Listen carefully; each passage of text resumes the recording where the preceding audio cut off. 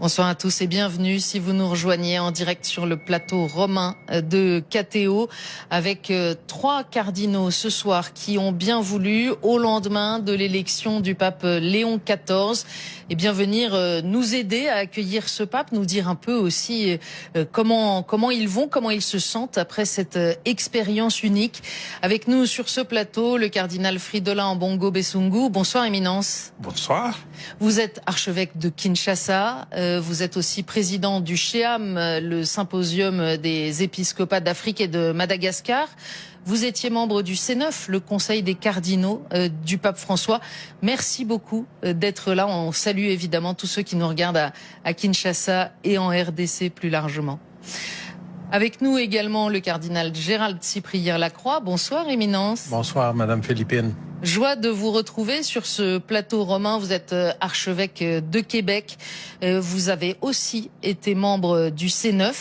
Et puis alors vous avez une petite particularité, on en reparlera, c'est que vous êtes nord-américain et vous avez été missionnaire en Amérique latine. Tiens, ça me rappelle quelque chose qu'on a beaucoup entendu depuis hier soir. Oui.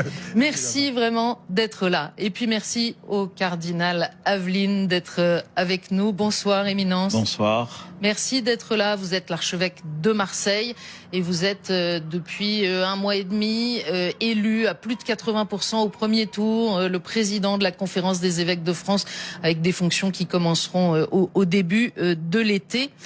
On va parler bien sûr ce soir du pape Léon XIV, mais avant ça, j'aimerais avoir votre état d'esprit. Comment est-ce que vous vous sentez tous les trois? Vous avez été créé cardinal par le pape François, donc c'est la première fois que vous avez vécu un conclave.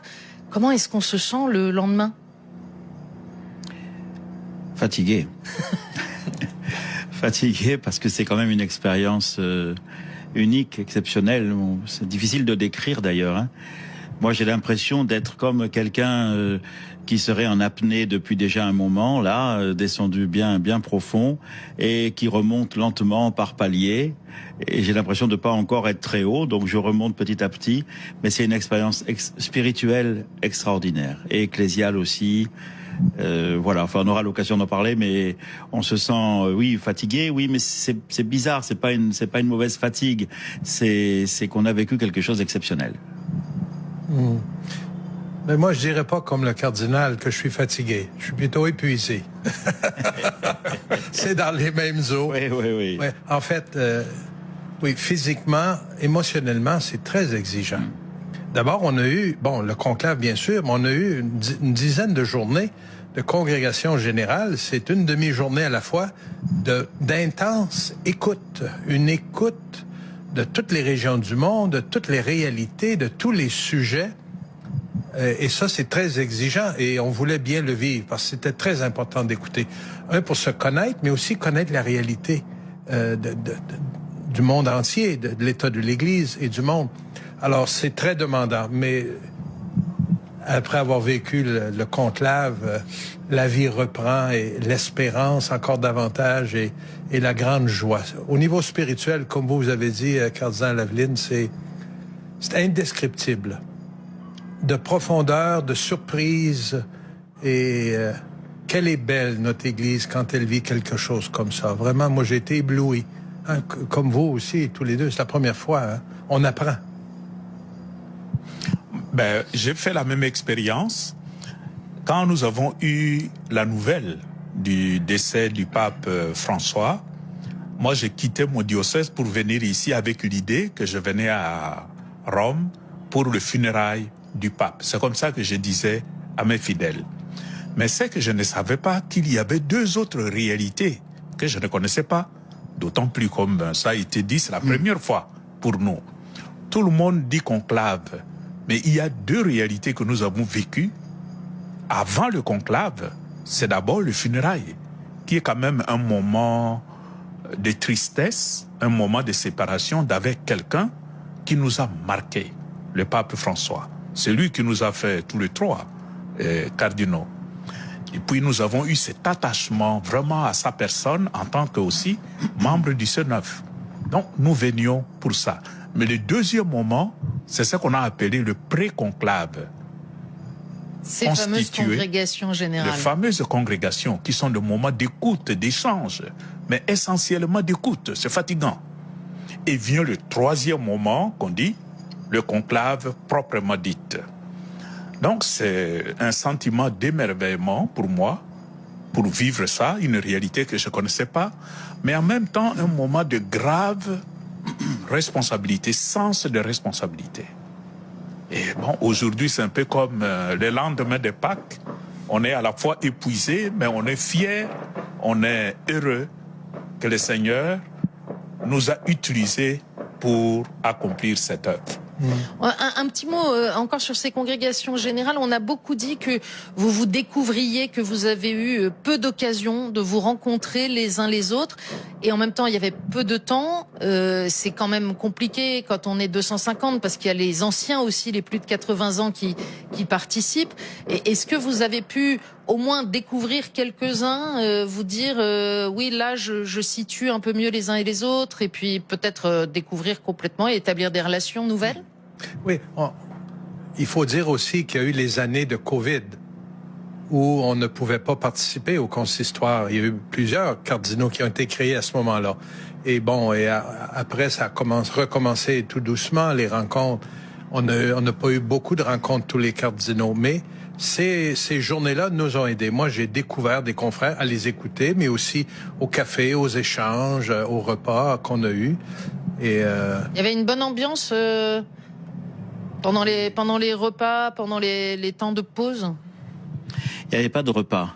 Et d'ailleurs, le premier repas qu'on a pris ensemble juste au moment du conclave, ça nous a, je pense qu'on était mûrs pour ça, et on a apprécié beaucoup le fait d'être assis à la même table pour manger. C'est pas pareil une pause café. Mais je pense que dans les congrégations, on est entré progressivement.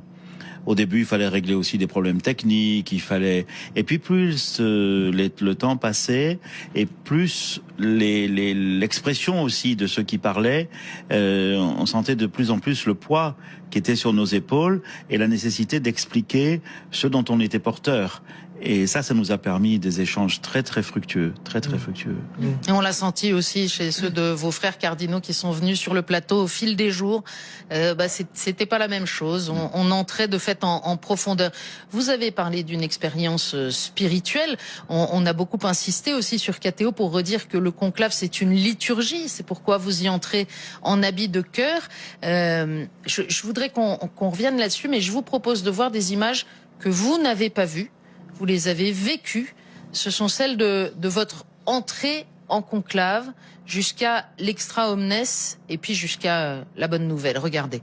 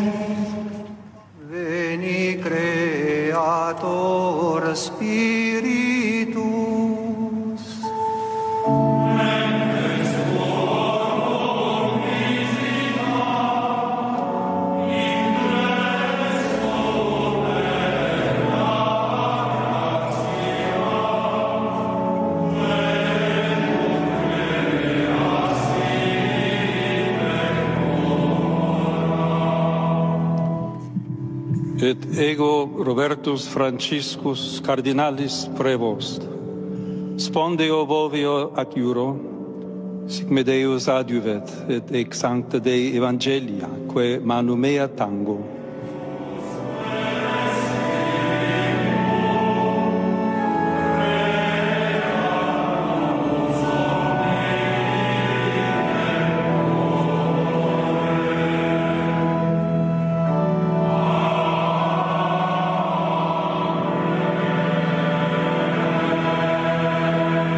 Extra omnes.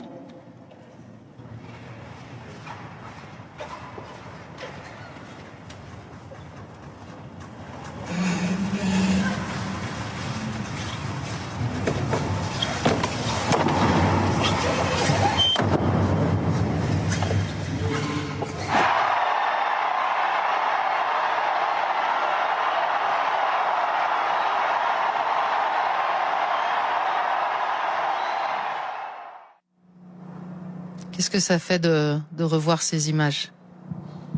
Émouvant? C'est très émouvant parce que, comme le cardinal Aveline le dit, c'est une expérience spirituelle presque indescriptible.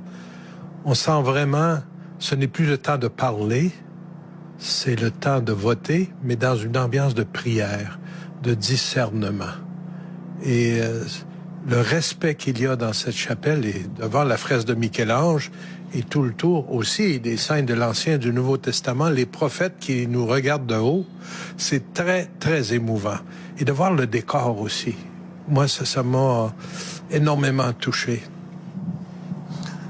Moi, avant d'entrer en conclave, j'ai pensé que lors du conclave, les cardinaux se parlaient entre eux, ils échangeaient.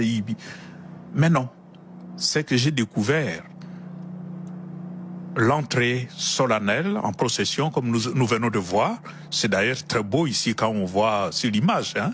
Mais on est entré, il y a eu le sermon, on a prêté serment, et la porte qui se ferme, mais de façon solennelle. Là, ça a sonné chez moi comme ça y est, les choses sérieuses commencent. Je suis effectivement en conclave. Et bon, d'un côté, je vois toute ma petitesse et la gravité de l'événement qui m'attend. Et moi, je dois dire, je l'ai vécu avec beaucoup d'humilité en disant, mais bon, nous sommes ici devant le Seigneur. Et le choix de la chapelle Sixtine, c'est très, très important. Ça nous renvoie à notre propre conscience, à notre propre sens de responsabilité et devant Dieu. Et ça aide à aller en profondeur. Moi, j'étais très ému aussi de voir les images là. On l'a vécu, mais comment vous voulez qu'on oublie des choses comme ça? C'est pas possible. Mais d'aller revoir, de revoir un petit peu comme ça, là, c'est extrêmement émouvant. Oui, comme dit Fridolin, moi je savais pas non plus, hein, mais on est pris par un rituel qui vient de très loin, et la force du rituel est impressionnante. C'est comme ça qu'on fait, c'est comme ça que nos prédécesseurs ont fait, que nos pères ont fait, et on y est, nous, là, avec la petitesse de ce qu'on est, comme tu dis, et en même temps, moi je l'ai vécu avec comme un poids lourd, un fardeau quand même sur les épaules, hein, qu'on avait senti s'apesantir au fur et à mesure des congrégations quand on voyait et qu'on écoutait tout ça, et en même temps un allègement de ce fardeau, d'une part parce que c'est une célébration et qu'on est avec le Seigneur, et d'autre part parce que chacun de nous sait que le peuple dont il a la charge est en train de prier intensément pour nous. Ça, c'est quelque chose aussi, tout à l'heure tu évoquais les obsèques, cette ferveur du peuple de Dieu, elle nous a accompagnés, et c'était la seule chose avec l'Esprit Saint qui allégeait le poids qui était sur nos épaules et qui faisait qu'on pouvait le porter. Sinon, c'est au-dessus des capacités de chacun. On arrive à être apaisé, à pas se laisser complètement tourmenter ou écraser par l'événement? Peut-être pas, moi je dirais pas écrasé, mais vraiment, on sent qu'il y a quelque chose qui va se vivre, qui nous dépasse de beaucoup. Vous vous souvenez de la dernière phrase de l'homélie du cardinal Ré lors des funérailles? Pape François, vous nous avez très souvent demandé de prier pour nous. Maintenant, nous vous demandons de prier pour nous. C'est quelque chose, ça m'a marqué, c'était la fin de... Mais une autre chose, moi, que j'ai vécu, lorsqu'on a fermé les portes, et Fridolin l'a dit, alors, ce bang solennel, on dirait qu'il faut exprès, il pourrait fermer ça tout... Non, mais c'est... Voilà. Aucune autre communication. On est coupé.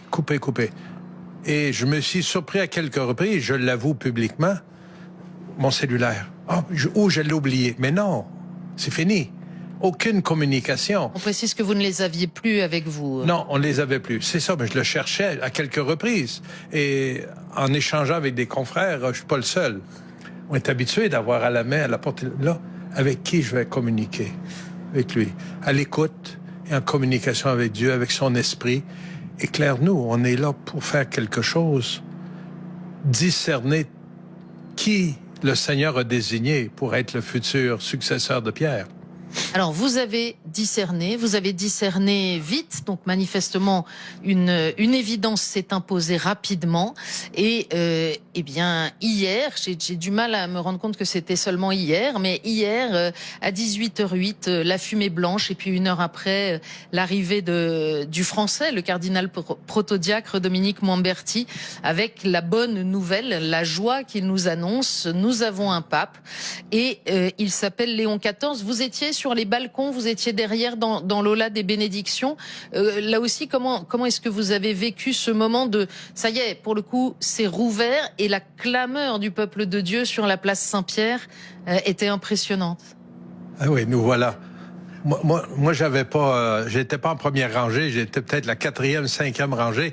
Je voyais pas de ce qu'il y avait en bas, mais je voyais la foule jusqu'au Tibre, toute la place et la conciliazione. Cardinal Ambogo. Moi, par contre, j'étais bien placé en 2e ligne, de telle sorte que je pouvais regarder entre les 2 têtes des cardinaux qui étaient devant moi. Heureusement, ils n'avaient pas porté la barrette. Donc, ça me permettait de voir. J'étais d'abord impressionné par la solennité de l'organisation, la solennité du moment. Je me demandais, mais en 1 heure, qui a pu ramener tout ce monde en ces lieux? Et de là où nous étions, je voyais qu'il y avait du monde, non seulement sur la place Saint-Pierre, mais même sur la Via Conciliazione. J'étais impressionné. Et comment tout ça était si bien organisé. C'est là que je sentais que le peuple de Dieu attendait son pasteur et que le moment était venu. Alors, vous l'avez entendu avant nous, le choix du pape, puisque il l'a dit à ses frères cardinaux avant que nous ne l'apprenions sur la place. Mais comment est-ce que vous avez réagi au choix de ce nom, Léon XIV? Est-ce que ça a tout de suite résonné pour vous? Est-ce que vous êtes dit, est-ce que vous étiez surpris? Est-ce que, je sais pas. Ah oui, moi j'étais surpris. J'étais surpris quand on lui a demandé quel nom as-tu choisi. Vocabore Léo. Léo. Alors après, évidemment, petit à petit, on comprend, et on n'a pas fini d'ailleurs de comprendre. Parce qu'il y en a 13 avant lui, donc il faut regarder. Mais moi, j'ai tout de suite pensé à Léon le Grand, au Christ, à Chalcédoine, et à la Christologie, tout ça. Et puis, bien sûr, à Léon XIII, à la doctrine sociale de l'Église. Mais je ne sais pas encore, je n'ai pas tout lu ni écouté, mais je ne sais pas s'il a expliqué pourquoi. Mais en tout cas, c'était surprenant et bienvenu. Lui a dit une première explication au cardinal Nemeth lors du dîner hier soir, en disant que notamment, mais ça n'explique pas tout, mais que notamment Léon XIII avait été le pape du souci des travailleurs au moment de la révolution industrielle, et qu'on vit aujourd'hui la révolution numérique, celle de l'intelligence artificielle, et que la question de la dignité des travailleurs et des personnes et des pauvres demeure tout à fait essentielle aujourd'hui. Et Léon XIII aussi était un pape à une époque de beaucoup de migration, de la campagne à la ville, l'industrialisation et beaucoup de déplacements, comme on connaît aujourd'hui pour d'autres raisons. Alors, mais c'est la mise au grand jour de la doctrine sociale de l'Église. En tout cas, ce serait une belle raison, mais il nous le dira. Oui, il nous le dira. Et puis il y en a plusieurs. Et puis il y en a peut-être que lui-même ne sait pas. Après tout, le Seigneur sait les choses. Moi, personnellement, j'étais un peu étonné. Je pensais, fils de Saint-Augustin, il allait prendre le nom Augustin.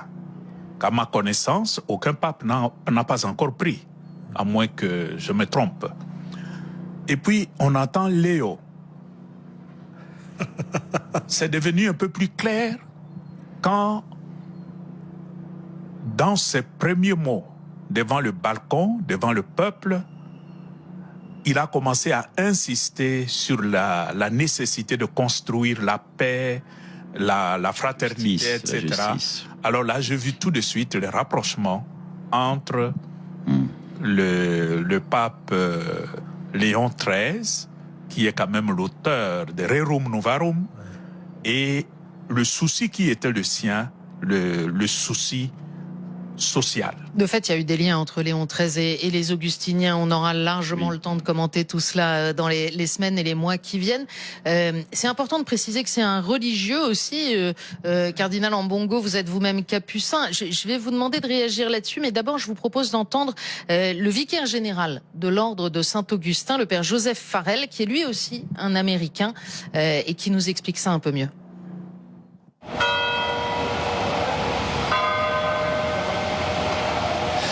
To be an Augustinian really is a man who recognizes God's grace within our heart. St. Augustine was the doctor of grace, you know, and St. Augustine many times would quote from Paul's letter to the Romans, Romans 5:5, hope does not disappoint because the love of God has been poured into our hearts through the Holy Spirit that's been given to us. So as Augustinians, we try to recognize that love is poured into our hearts. And with that love that we've received, we're called to share that with those around us. We're called to share that especially to those in most need, those who perhaps are abandoned or those who are marginalized. Général de l'ordre de Saint-Augustin. Ça fait partie des choses qu'on a découvertes depuis l'arrivée de Léon XIV. C'est le nombre de synthèses qu'il y a en cet homme. C'est un religieux avec une très grande expérience de la vie diocésaine, de la vie de paroisse, de la vie d'un diocèse, des évêques du monde entier avec sa mission au dicaster. La dimension religieuse pour vous, Monseigneur Ambongo, qui êtes capucin à l'origine, c'est un trait important qu'il va falloir garder en tête? Je crois que c'est très important et ça ne peut faire d'un pasteur qu'un bon pasteur, je crois. Je l'ai dit parce que cet homme, il est américain, mais il a œuvré pendant longtemps en Amérique comme missionnaire. Donc cette dimension missionnaire, mais il avait derrière lui une congrégation avec un charisme particulier qui l'orientait déjà vers beaucoup de choses. Et je peux dire, à cause de cette dimension, son appartenance à une congrégation, mais il connaissait mon pays, il connaissait l'Afrique.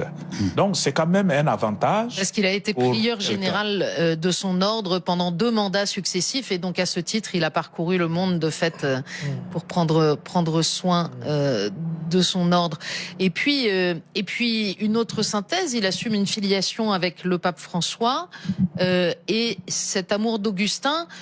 Moi, à Rome, quand on dit Augustin, j'entends Benoît XVI qui le citait extrêmement régulièrement. Et donc là aussi, on a le sentiment qu'avec Léon XIV, il y a une forme d'unité. Est-ce que c'est un truc de journaliste ou est-ce que vous aussi, ça vous marque, Éminence? Moi, je vous dirais, je le connais pas encore assez pour me prononcer, mais on voit que c'est un homme avec une spiritualité bien enracinée. Et je pense que c'est un cadeau pour notre Église d'avoir...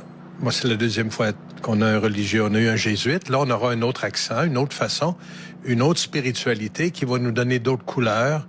Et je pense que ça va nous enrichir. Ouais, j'ai hâte d'en découvrir davantage. Je l'ai pas encore dit, mais vous, Cardinal Aveline, vous le connaissez.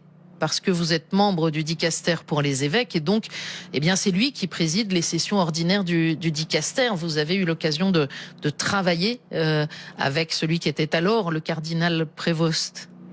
Oui, tous les 15 jours. Tous les 15 jours depuis 2 ans. Et alors c'est pas sur la dimension communauté religieuse, hein, mais c'est plutôt sur l'homme, quoi, tel que je le vois, tel que je l'ai vu. Moi, ce qui m'a marqué chez lui, c'est un homme d'humeur égale et paisible. C'est un homme qui écoute beaucoup. Je vois, il a permis que moi j'étais là 1 an avant lui, il a permis que la parole circule plus encore, que c'est plus long, mais on prend plus de temps, mais voilà, il écoute beaucoup, humblement, mais ensuite quand la décision est prise, c'est un homme de décision aussi. Et j'ai vu, il tient, une fois qu'on a décidé quelque chose. Donc moi, j'ai vu toutes ces qualités-là. Et et avec une bonne connaissance aussi, évidemment, comme vous le disiez, il a parcouru le monde, il connaît aussi, voilà, il a bien travaillé les dossiers. Non, moi j'étais très heureux parce que l'expérience que j'ai du travail avec lui est très positive, très positive. Sans doute, le fait d'avoir été depuis 2 ans préfet d'un dicaster lui permettra aussi, parmi les nombreux dossiers sur la table du pape, de continuer la réflexion sur le fonctionnement de la curie, sur la manière dont le pape est accompagné, entouré. Oui, alors là je pense que justement l'expérience de religieuse peut aider aussi, parce que être dans un ordre religieux, c'est avoir l'habitude aussi d'un travail en équipe, et ça je vois qu'il aime ça aussi. Donc voilà, moi je suis très heureux, très heureux. Je parlais de synthèse. J'ai un confrère sur un plateau de télévision ce matin qui disait c'est quand même incroyable, ils ont trouvé le mouton à 5 pattes, homme de prière et homme d'action. Je le disais, religieux mais avec une expérience diocésaine. Et avec une expérience de curie maintenant, un homme, vous l'avez souligné, cardinal Aveline, qui sait écouter, travailler en équipe, mais qui est aussi réputé pour savoir décider quand il le faut. Et puis alors, on va parler tout de même un peu de son pays de naissance, parce que ça a été une super... Beaucoup de cardinaux américains avaient dit avant le conclave, c'est pas possible de toute façon que le pape soit américain, parce que ça concentrerait beaucoup trop de choses dans les mains de ce qui est déjà la première puissance mondiale et qui a déjà trop de pouvoir sur la planète. Alors je vous propose d'entendre à ce sujet ce qu'en dit votre compatriote, monseigneur, le cardinal Christophe Pierre, qui est nonce apostolique aux États-Unis. Il est né effectivement aux États-Unis, mais quand vous regardez, vous savez pas. D'abord, l'Amérique, qu'est-ce que c'est? L'Amérique, on dit toujours, c'est un mélange de. Les Américains sont tous des émigrés qui sont venus il y a quelquefois des centaines d'années. Quelquefois, ils sont arrivés hier. D'abord, il y a un nom qui est un nom français. Si vous voulez. Alors, il est passé, je crois, il y a eu des moments en Haïti, et puis sur la Louisiane, et puis peut-être le Canada, etc. Oui. Alors mais il est américain. Lui, il est né à Chicago, donc c'est vraiment d'une certaine manière un peu le centre de l'Amérique. Si vous voulez, c'est un centre très important plutôt. Il faut mieux dire ça parce que les autres vont être jaloux. Et il ne s'agit pas de donner le pouvoir aux États-Unis. Je pense que là. Nous ne sommes pas fixés. Je pense que ceux qui ont voté ne sont pas fixés sur la nationalité, c'est sur la personnalité. Donc en fait, c'est un ensemble de circonstances et surtout de qualités humaines qui ont fait qu'il y a une personne qui émerge. Et puis c'est lui. Vous savez, quand Jésus a choisi Pierre, il a choisi Pierre et puis c'est tout. Cardinal Ambongo.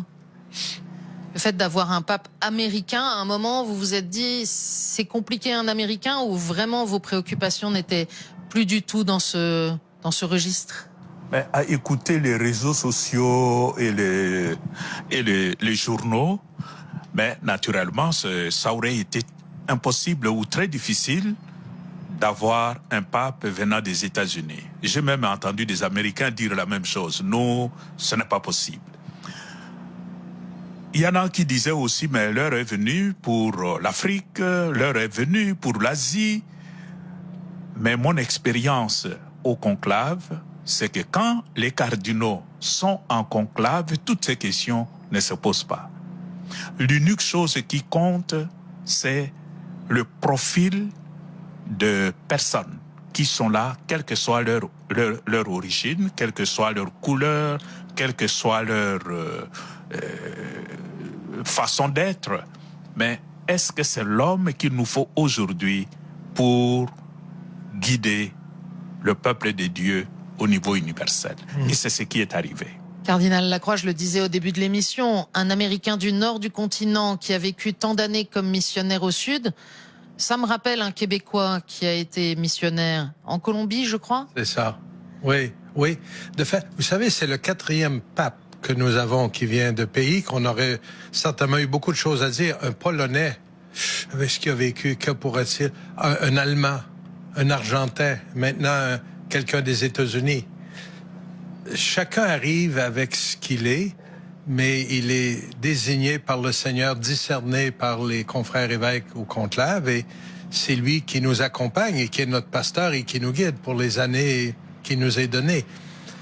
Moi, J'étais prêt à un nouveau pape, D'où qu'ils viennent. d'où qu'il vienne, en autant que ce soit celui que nous avons besoin et que nous discernons ensemble que c'est celui-là.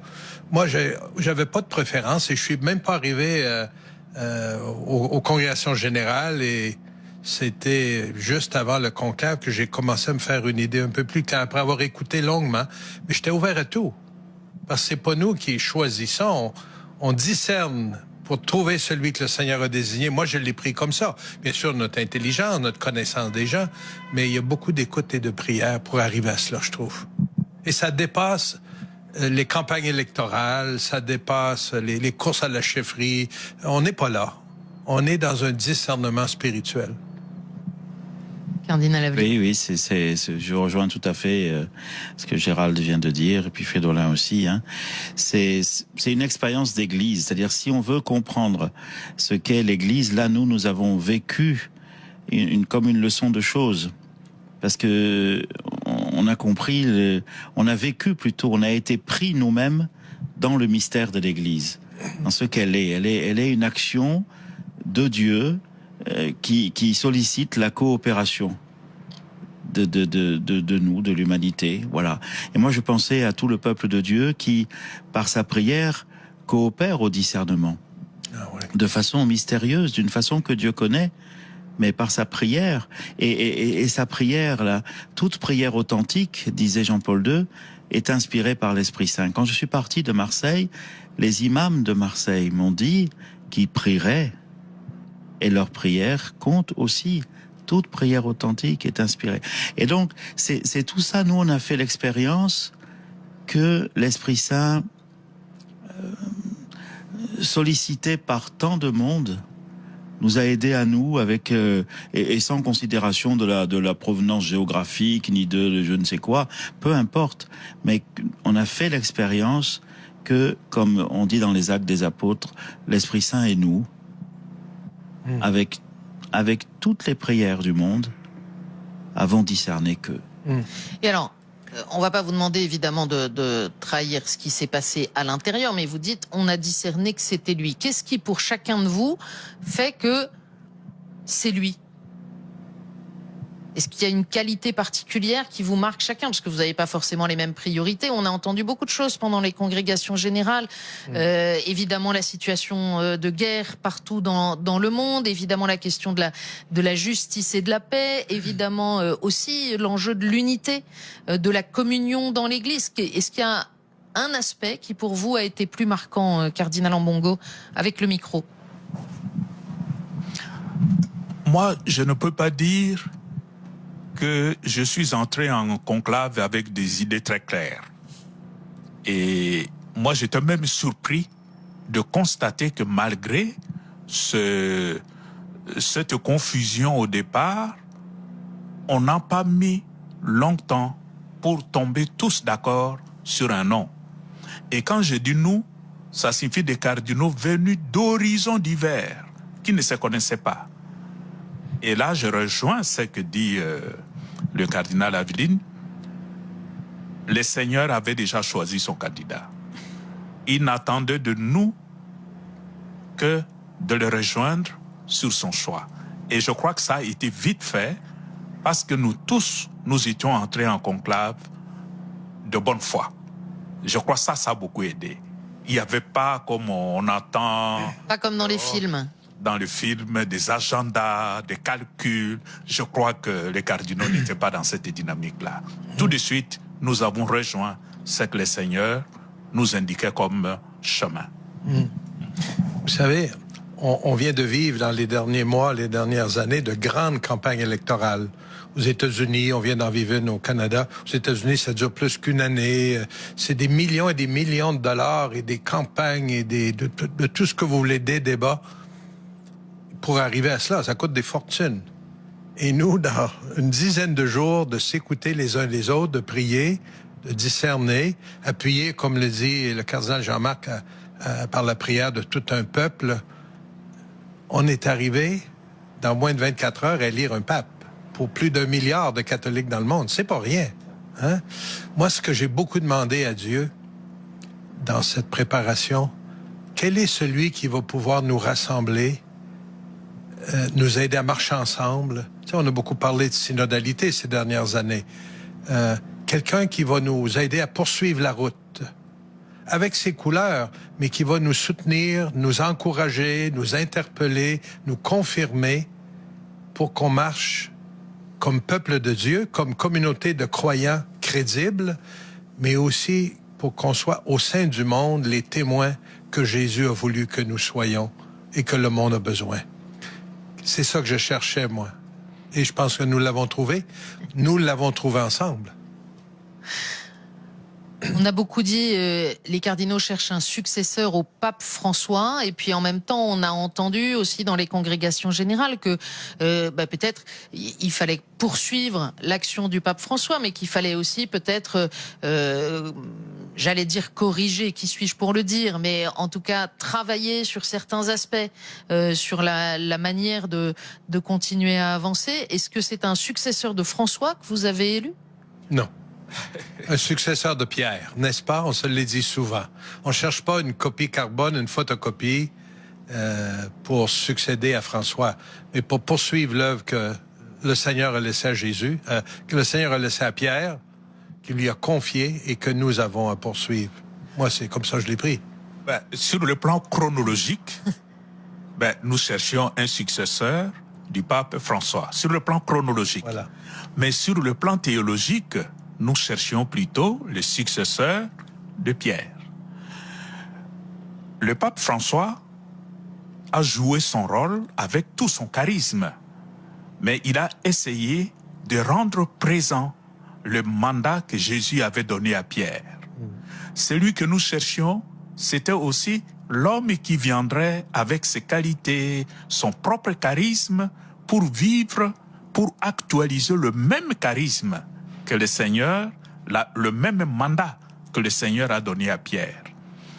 Mais entre les deux, celui qui arrive et François, naturellement, il y a continuité, mais pas copie conforme, parce que chacun vient avec son charisme. C'est sa façon de faire, mais c'est toujours le même mandat.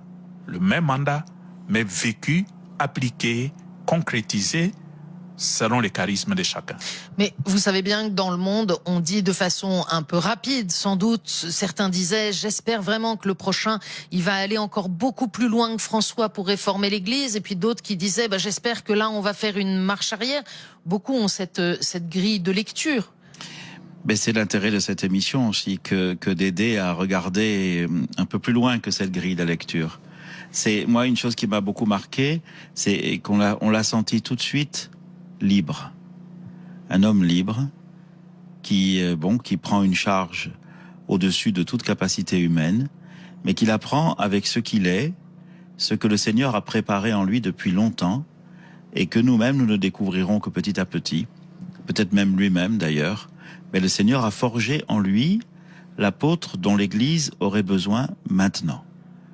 Et il s'inscrit dans une lignée, si on regarde depuis le Concile Vatican II, mais on peut regarder avant aussi, l'histoire de l'Église n'a pas commencé à Vatican II, mais à chaque fois, celui qui vient, pourvu qu'il soit libre, qu'il laisse s'épanouir au service de l'Église et du monde, ce que le Seigneur a forgé en lui, s'il est libre, alors on peut voir comment la continuité, pour reprendre ce que disait Fridolin, la continuité se fait.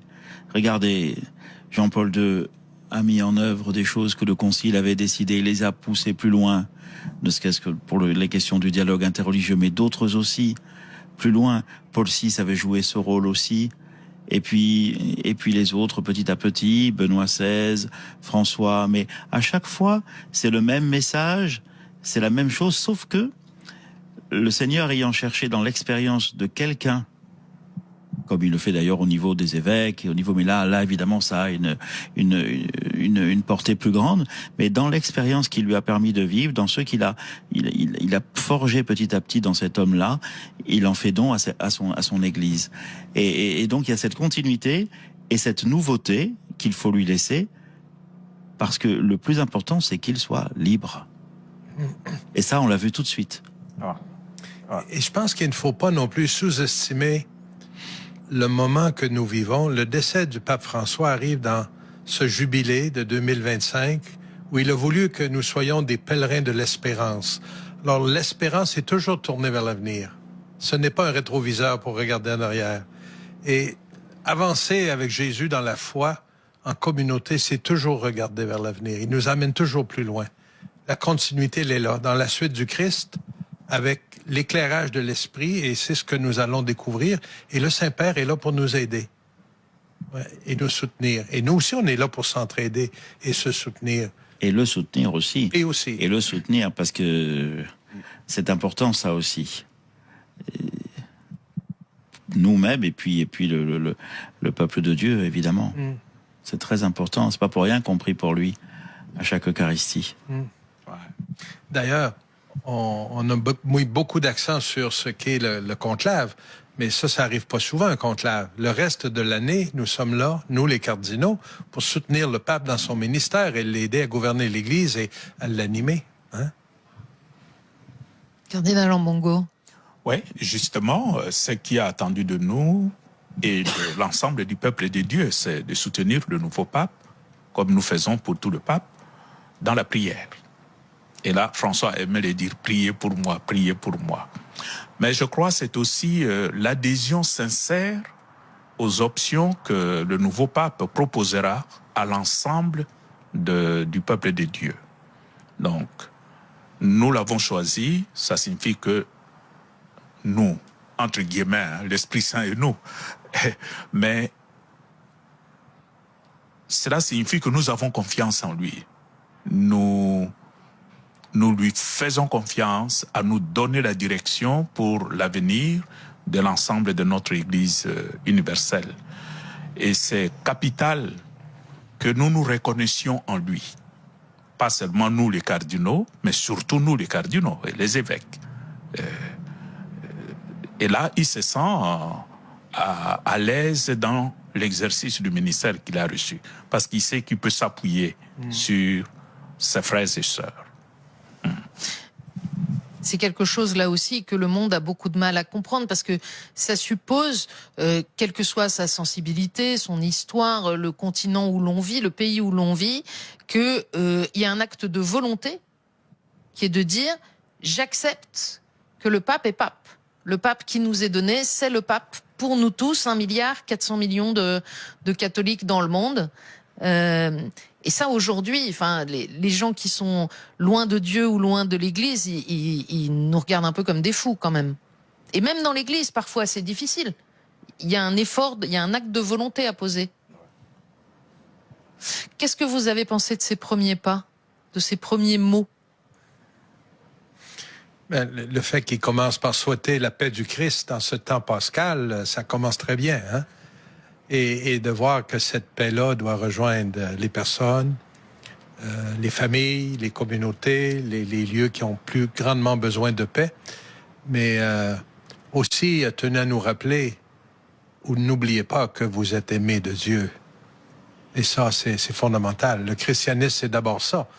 Se reconnaître aimé de Dieu.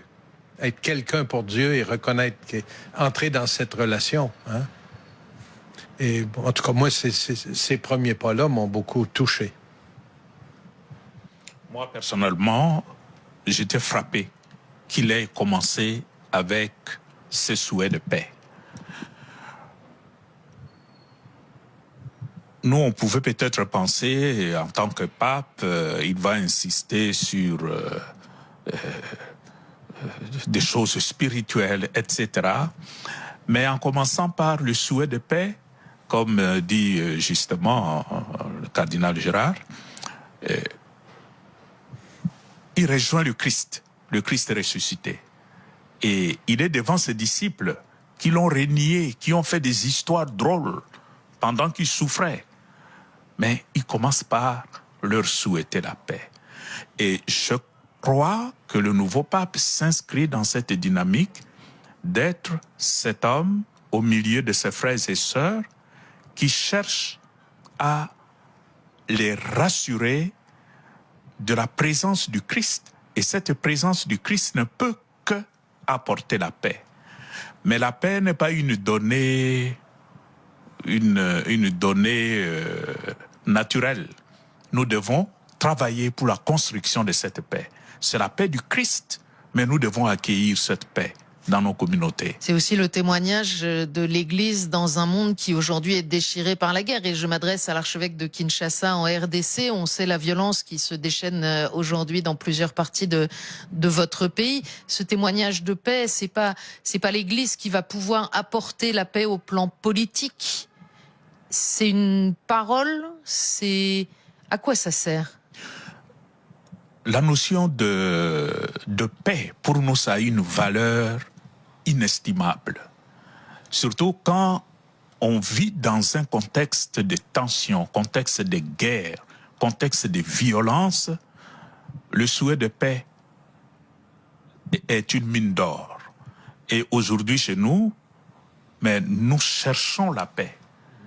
Et nous voulons quelqu'un qui nous apporte cette paix.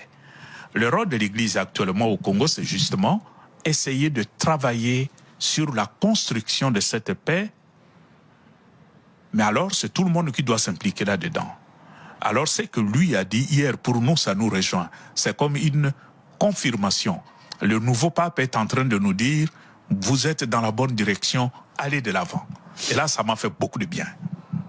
Et puis cette parole que rappelait le cardinal Lacroix, Dieu vous aime, Dieu aime chacun d'entre vous et les forces du mal ne prévaudront pas. C'est un n'ayez pas peur. Oui, c'était très frappant hier, d'autant que c'est pas quelqu'un qui dit ça comme des paroles en l'air, c'est quelqu'un qui a vécu quand il était à Chiclayo, je sais plus comment ça s'appelle, ce diocèse là-bas au Pérou.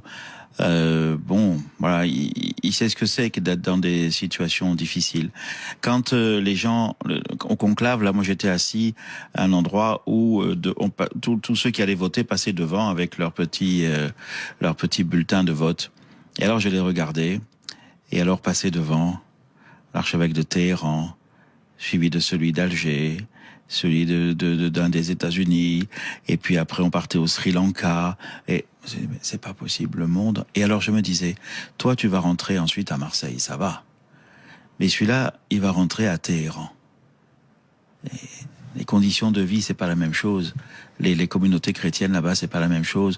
L'autre, il va rentrer au Sri Lanka. Et notre pape, qui connaît bien chaque diocèse à cause de la nomination des évêques, et je vois dans sa façon de faire, est très attentif à ce que celui qu'on choisit comme évêque là ait conscience de la pauvreté et en même temps de l'importance simplement du témoignage de vie. Et que c'est le témoignage de vie qui petit à petit accueille la paix qui vient de Dieu et aide à la construire avec les autres.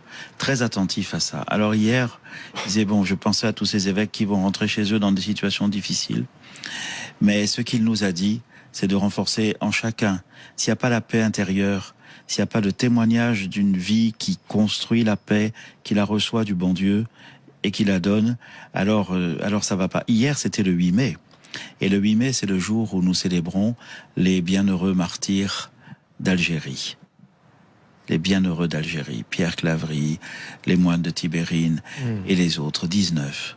Et je pensais à ça, la paix, ils l'ont construite par le dialogue, par la rencontre, ils y ont laissé leur vie. Apparemment, ils ont échoué. Mais pourtant, leur message est aujourd'hui fortement porteur de paix. Et dans l'humilité de notre pape, il y a la connaissance de cela et le désir d'aider l'Église à vivre cette vocation magnifique d'être au service du Prince de la Paix. Et cette vocation missionnaire d'annoncer la bonne nouvelle du salut au monde, d'être une église qui va en avant, car il l'a dit encore ce matin dans son homélie, il y a des grandes parties du monde qui vivent comme si Dieu n'existait pas ou qui se trompent d'idées sur Dieu. Oui, et c'est notre mission de continuer de proclamer et de témoigner de cette bonne nouvelle, être une bonne nouvelle nous-mêmes. Pas juste nous, les cardinaux et les évêques, mais tous les baptisés. Nous sommes une force pour transformer ce monde grâce à cet amour qui nous habite, cet amour pour Dieu, mais cet amour pour nos frères et sœurs en humanité. Et ça, c'est une mission exigeante à vivre au quotidien.